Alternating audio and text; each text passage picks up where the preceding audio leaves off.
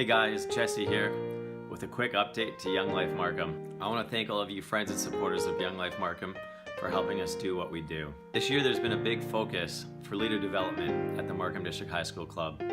We have some grade 12s who have their own amazing talents and abilities.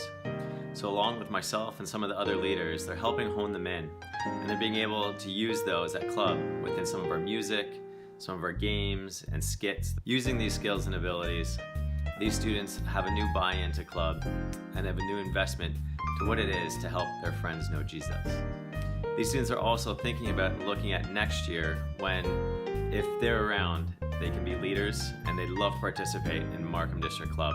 One of my favorite things this year has been our campaigner times. We've been reading the book of Mark and seeing his young, unique view of Jesus. It's been real good for the students who aren't believers to go through this time.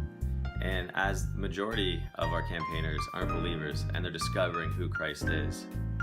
Out of the 8 to 10 campaigners we have, 3 of them have a personal relationship with Christ. And so they've been able to share their view and their understanding of what's going on with their friends who aren't believers. It's been a great peer mentorship and discipleship time. John 17:17 says, "Use the truth to make them holy. Your word is truth." When we sit down and we read the Bible in campaigners, knowing that students are reading the Word of God, His living Word, provides me so much joy and thankfulness for my job. Because I know that students are getting to hear about God, about His love and who He is, directly from Him. And no matter what a leader might say or what interpretations might happen in a club room, when a kid gets to sit and read the Bible, we trust and we know that we have a powerful, loving God that is going to let them hear the truth and let them know that they're cared about and let them know that He has a bigger, grander vision for their life than they could ever imagine. For our final club of the year, we decided to help give back to the community. Through one of the worst snowstorms, we went to Cornerstone Food Bank and helped pack meals and food for over 30 families.